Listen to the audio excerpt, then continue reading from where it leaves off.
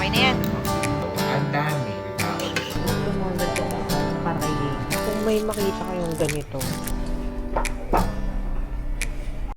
Hi, I'm Chris, a Rakitera homeschooling nanay kay Liam at kasama ang aking Diyosawang si Justin. Let's make the most out of my remaining years before I turn 40 at samahan niyo ako sa aking journey!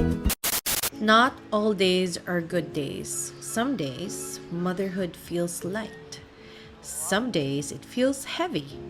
Yan ay kung stay-at-home nanay ka. Paano kung meron ka pang trabaho? Kagaya ko, na work from home nanay. So, yung pressure ng pagiging nanay, asawa, tas yung mga deadlines na kailangan mo natapusin, minsan nagsasabay-sabay lahat yon na ang resulta, nakakabuang. It's the night before, or actually, ito yung araw na gusto kong sabihin na it's a day. Sobrang nakaka-instong araw na to. It's bad. Sunod-sunod yung mga bagay-bagay na mga nakakagigil. Oo. Pero, kung titignan ko naman siya, ano ang common denominator? Ako. Yung mga reaction ko, yung mga decision ko, kung paano ko hinandle yung mga sitwasyon, kasalanan ko rin naman ba't nagkaganto tong araw na to. So, dahil dyan, matutulog muna ako para mahimas-masan ako, para bukas, I can be a better person.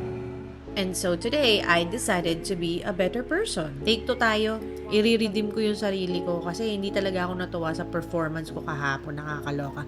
May mga araw talaga na we fall short at work, at home, or in our own expectations. Pero ang maganda kasi doon, we can always wake up and choose to try again. To be a little more patient than yesterday. To manage our time a little better. To forgive ourselves of what we could have finished and still show up with love and gentleness. Yun yung kulang sa akin. Lagi kasi ako nagmamadali eh. Tapos ang kapalit ng pagmamadali ko ay yung hindi ko maayos na trato yung mga tao sa paligid ko. Good morning, everyone! Welcome back to another vlog. Medyo tayo po ay nakapag-ice-ice ng konti-konti lang naman. Naka-high ponytail ako. Ang tagal na nang huling nagganto ko na ponytail. Kasi naman, friend, mukha akong itlog. Ito yung itsura ko dyan. Kasama ko si Liam. Si Liam nandun siya sa may sa playground. Sa playground. There! Ako, for the walking tayo. Kailangan makabuo muna tayo ng mga 5,000 steps ngayon, bago ako makauwi sa bahay. Here's the fit. Naka-belt bag tayo. Gusto ko tong belt bag na to. Ang dami kong biniling ganito ng iba't ibang kulay. And I'm wearing my Decathlon running shoes from the men's section. Meron tayong radyo kasi may bata akong kasama. Pag may bata akong kasama, nagra-radyo ako. Si Alice dito. O yun, narinig mo? Puntahan natin si Liam. Asan siya? Liam! Ayun. Liam! Hi! Ayun. So, going back to what I was saying last night, yung pag-usapan natin, di ba, I had a very unfortunate day yesterday. Kasi kung ano-ano yung mga desisyon na ginagawa ko, tapos yung mga reaksyon sa mga stimulus ay hindi medyo maayos at hindi masyadong mabait. Medyo nagla-lash out ako sa mga tao. So ngayon, sabi ko sa sarili ko, I'll be more intentional sa aking routine for this morning at unahin na natin na maglakad para, alam mo yung mabuhay ang aking dugo at medyo mag-circulate yung dugo sa utak ko para medyo yung decision making ko, no? Hindi po malya-palya. Umpisa pa lang ng araw, pumapalya na ako kahapon pero ngayon sana hindi. This is where I went wrong. Meron ako nakitang reel, sabi, changing your mindset from how much can I get done to how relaxed can I be while doing it will change your life. Looking back sa nangyari sa akin kahapon, yun pala, dun pala ako nagkamali kasi, parang medyo against the light.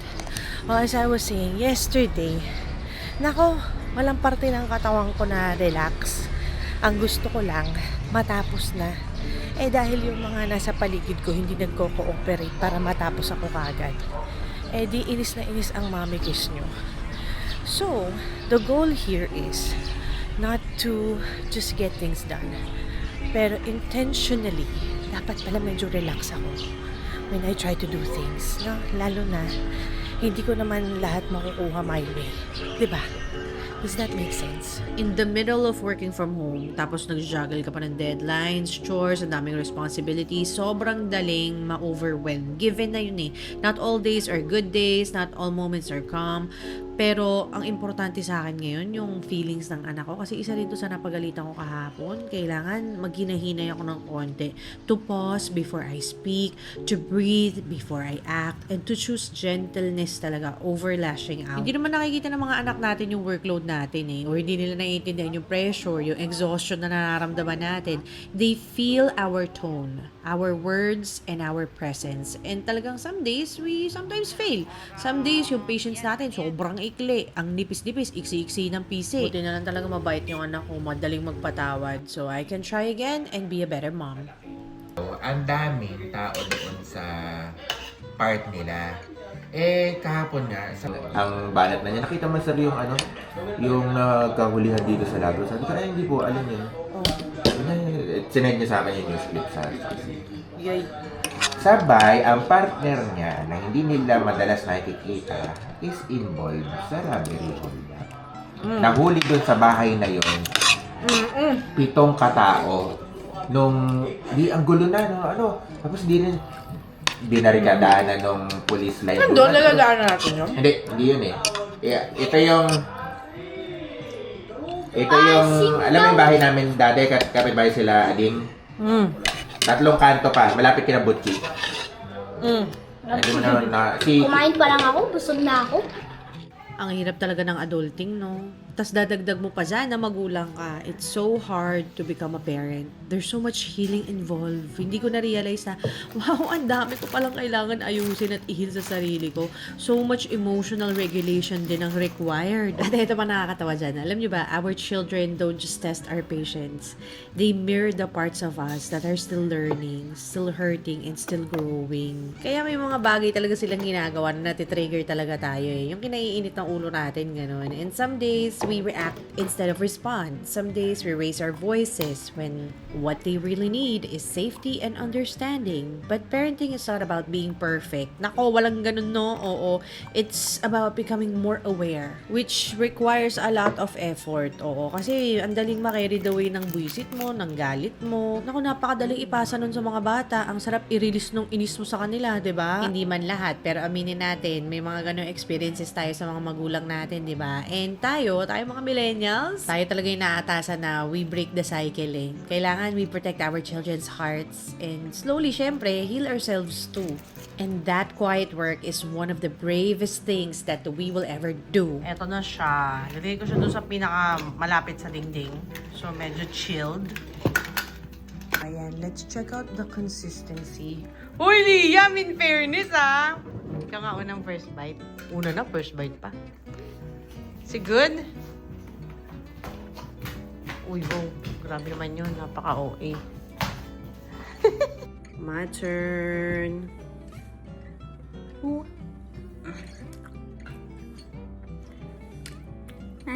Lagyan natin siya ng topping. I just added pie, pie filling na cherry. Let's try it.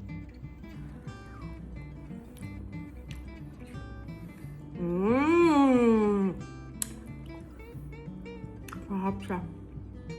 You should try it. It's good. Andito kami sa SM. May dala kaming grocery cart. Bagay, love. Pwede na ako lako. Bagay. Hindi kasi pupunta kami ng book sale. So, dinala ko yung aking, tawag doon? Grocery cart. Para hindi ako mahirapan magbit-bit ng mga books na bibili ko for Liam. Here we are. Okay, dito na tayo sa book sale. My favorite place. May ang daming clearance daw.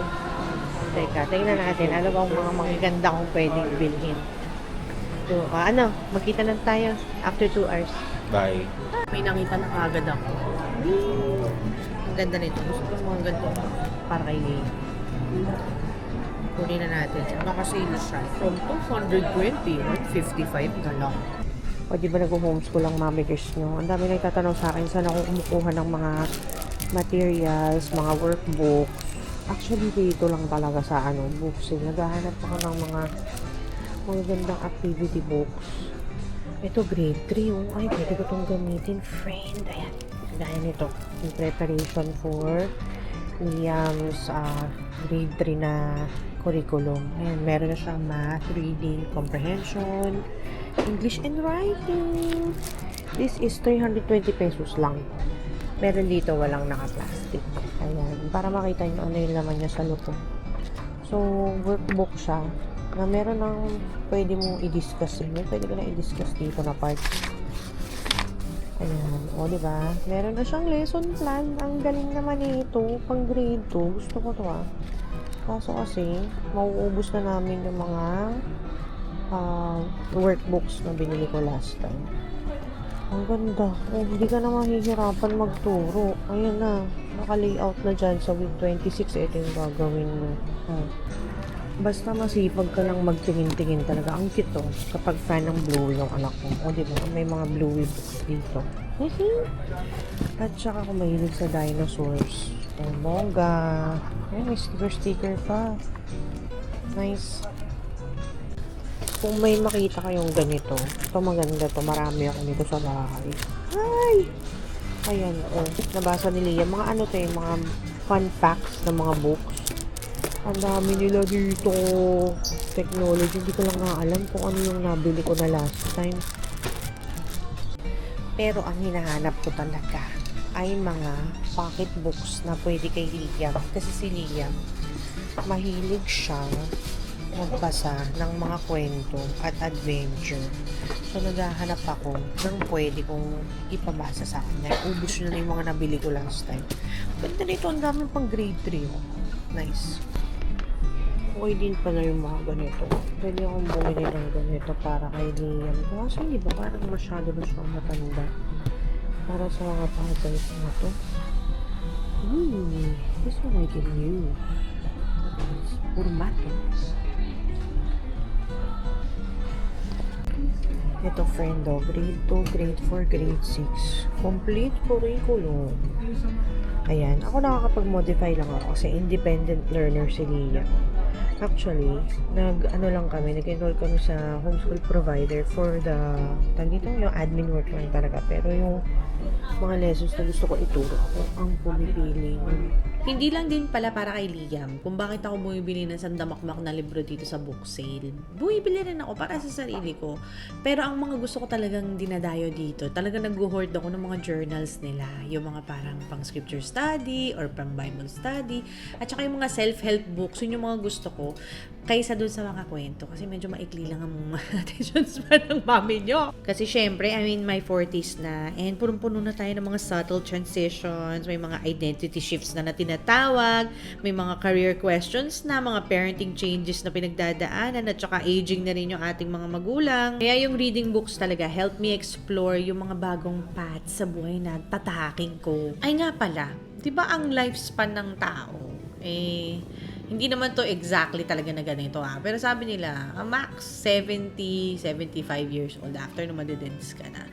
And I'm almost 40. Does that mean na ako ay nag-midlife crisis na? Alam mo, feeling ko nandun na ako Oo. Kasi merong mga old goals that don't fit anymore.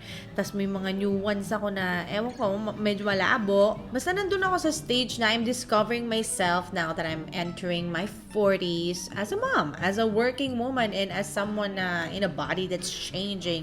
Pero feeling ko hindi to parang starting over. It's just me trying to rediscover myself. Grabe, no? Akala ko yung mga ganto-ganto. Natapos na tayo nito no nag-adolescence tayo. Yung pala, habang tumatanda, kailangan ma-rediscover mo nang ma-rediscover yung sarili mo. Kasi minsan drown out tayo ng ating mga responsibilidad. Kaya nasa-stuck na lang tayo dun sa mga roles na ginagampanan natin. Kaya yung identity natin, dun na lang umikot.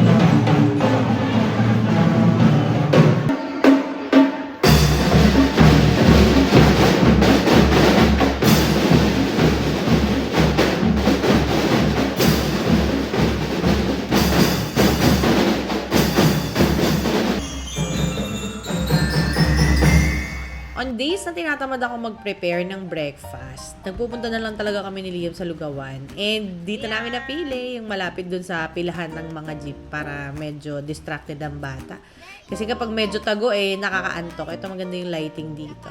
Anyway, ang in-order namin dito padalas ay, yung chicharong bulaklak, the usual plain na lugaw at saka silog. Silog ang kay Liam. Pero itong bata to, hirap pakainin ng karne. Ang gusto lang yung itlog, tsaka yung sinangag. Yung karne ang ending ako kakain.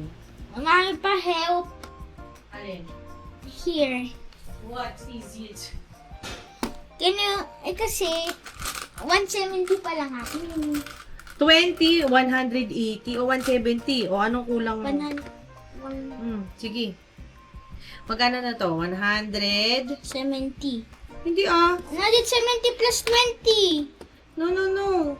It's 50. Oh, plus. Isa pa. 50. Oh, plus.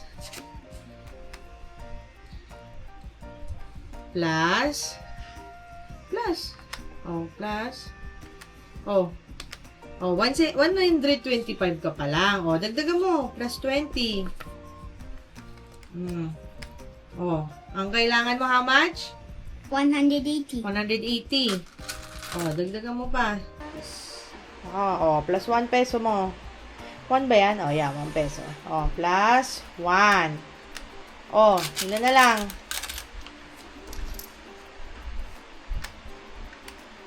Yun, how much? 180. 180. Why is budgeting important, Liam? Budgeting is important when you want to buy something but you don't know the change. Oh, what else? And also, Para nang ba bumili yun? no, and also, ibibigay yung change.